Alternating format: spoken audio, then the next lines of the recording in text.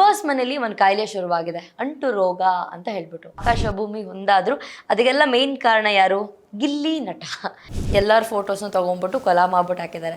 Big boss ಮನೇಲಿ ಇರೋರಿಗೂ ಯಾರಿಗೂ ಸೊಂಟ ನೆಟ್ಟಗಿಲ್ಲ.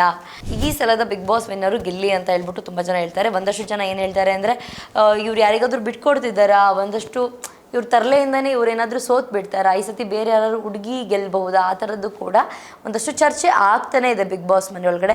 ಹಾಯ್, ಎಲ್ಲರಿಗೂ ನಮಸ್ಕಾರ. ನೀವು ನೋಡ್ತಿದ್ದೀರಾ ಸ್ಪೀಡ್ ಬಸ್ ಕರ್ನಾಟಕ. ನಾನು ಪ್ರಿಯಾ ಸೋಮೇಶ್.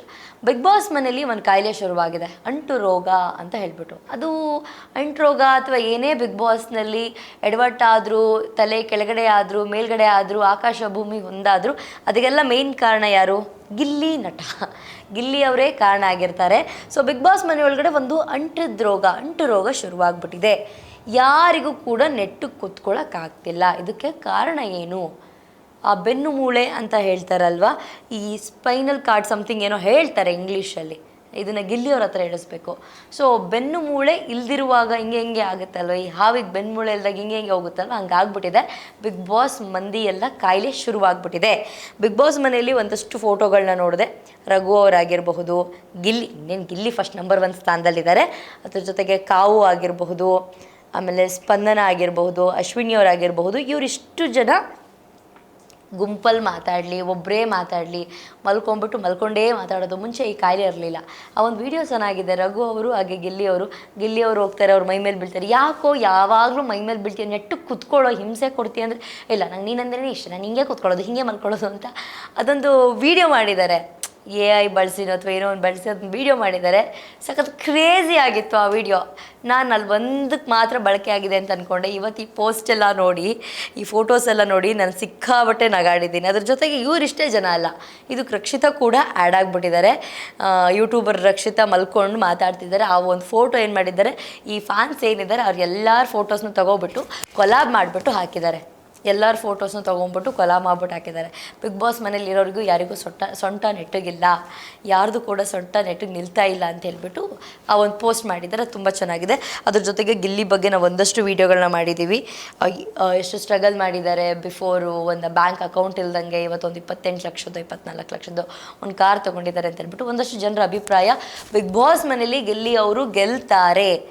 ಈ ಸಲದ ಬಿಗ್ ಬಾಸ್ ವಿನ್ನರು ಗಿಲ್ಲಿ ಅಂತ ಹೇಳ್ಬಿಟ್ಟು ತುಂಬ ಜನ ಹೇಳ್ತಾರೆ. ಒಂದಷ್ಟು ಜನ ಏನು ಹೇಳ್ತಾರೆ ಅಂದರೆ, ಇವ್ರು ಯಾರಿಗಾದ್ರೂ ಬಿಟ್ಕೊಡ್ತಿದ್ದಾರಾ, ಒಂದಷ್ಟು ಇವ್ರ ತರಲೆಯಿಂದನೇ ಇವ್ರೇನಾದರೂ ಸೋತ್ ಬಿಡ್ತಾರಾ, ಈ ಸತಿ ಬೇರೆ ಯಾರು ಹುಡುಗಿ ಗೆಲ್ಬಹುದಾ, ಆ ಥರದ್ದು ಕೂಡ ಒಂದಷ್ಟು ಚರ್ಚೆ ಆಗ್ತಾನೆ ಇದೆ ಬಿಗ್ ಬಾಸ್ ಮನೆಯೊಳಗಡೆ.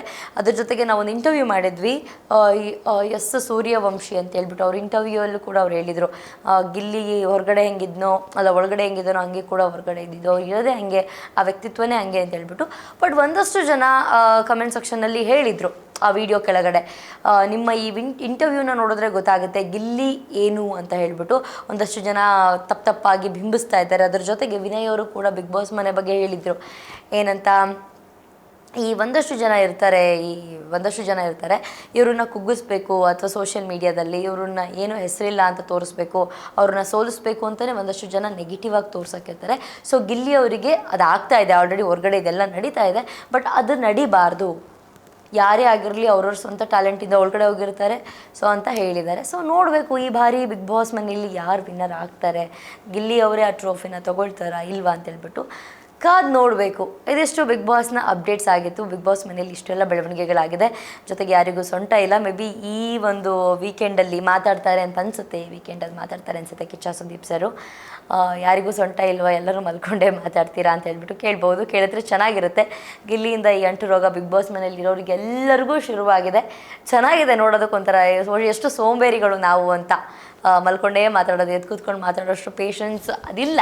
ಮಲ್ಕೊಂಡೇ ಮೈ ಮೇಲೆ ಬಿತ್ಕೊಂಡೇ ಮಾತಾಡೋದು ಅಂತ ಹೇಳ್ಬಿಟ್ಟು. ಸೊ ನೋಡಬೇಕು ಬಿಗ್ ಬಾಸ್ ಮನೇಲಿ ಇದ್ರ ಬಗ್ಗೆ ಎಲ್ಲ ಚರ್ಚೆ ಆಗುತ್ತಾ, ಏನಾಗುತ್ತೆ ಅಂತ ಹೇಳ್ಬಿಟ್ಟು. ಒಟ್ಟು ಬಿಗ್ ಬಾಸ್ ಮನೇಲಿ ಒಂದು ಅಂಟು ರೋಗ ಶುರುವಾಗಿದೆ. ಅದು ಗಿಲ್ಲಿ ಅವರಿಂದ ಶುರುವಾಗಿದೆ. ಅದೇನೋ ಮನೆ ಮಕ್ಕಳಿಗೆಲ್ಲ ಸಮಥಿಂಗ್ ಅದೇನೋ ಗಾದೆ ಇದೆ, ನಿಮಗೆ ಗೊತ್ತಿದ್ರೆ ಕೆಳಗಡೆ ಕಮೆಂಟ್ ಸೆಕ್ಷನಲ್ಲಿ ತಿಳಿಸಿ. ಅದೇನೋ ಚಾಳಿ ಮನೆ ಮಂದಿ ಮಕ್ಕಳಿಗೆಲ್ಲ ಅಂತ ಈ ಒಂದು ಕಲಿಸಿದ್ದೆ ಈ ಒಂದು ಬಿತ್ಕೊಂಡು ಮಾತಾಡೋದು ಮಲ್ಕೊಂಡು ಮಾತಾಡೋದು ಹೆಂಗೆ ಬೇಕೋ ಹಂಗೆ ಎಲ್ಲೇ ಹೆಂಗೆ ಬೇಕೋ ಹಂಗೆ ಮಲ್ಕೊಂಡಿರುತ್ತೆ ಹಂಗೆ ಮಾತಾಡೋದು ಇದನ್ನು ಹೇಳ್ಕೊಟ್ಟಿದ್ದು ಗಿಲ್ಲಿ ಅವರು. ಬಿಗ್ ಬಾಸ್ ಮನೆಯೊಳಗಡೆ ಆಲ್ಮೋಸ್ಟ್ ಯಾರೇ ಮಾತಾಡ್ಬೇಕಂದ್ರೂ ಇಲ್ಲಿವರೆಗೂ ಸೀಸನಲ್ಲಿ ನೀಟಾಗಿ ನಿಂತ್ಕೊಂಡು ಮಾತಾಡೋದು ಕೂತ್ಕೊಂಡು ಮಾತಾಡೋದು ಇದೇ ನಡೀತಾ ಇತ್ತು. ಬಟ್ ಫಸ್ಟ್ ಟೈಮ್ ಗಿಲ್ಲಿ ಅವರು ಮಲ್ಕೊಂಡು ಮಾತಾಡೋದು ಇನ್ನೊಬ್ಬರ ಮೇಲೆ ಬಿತ್ಕೊಂಡು ಮಾತಾಡೋದು ಇದನ್ನೆಲ್ಲರಿಗೂ ಅಭ್ಯಾಸ ಮಾಡಿಸಿದ್ದಾರೆ. ಸೊ ಇದಿಷ್ಟು ಇವತ್ತಿನ ವಿಶೇಷ. ನೋಡ್ತಾ ಇರಿ ಸ್ಪ್ಲಿಟ್ ಪ್ಲಸ್ ಕರ್ನಾಟಕ, ನಿಮ್ಮಿಂದ ನಿಮಗಾಗಿ ನಿಮಗೋಸ್ಕರ.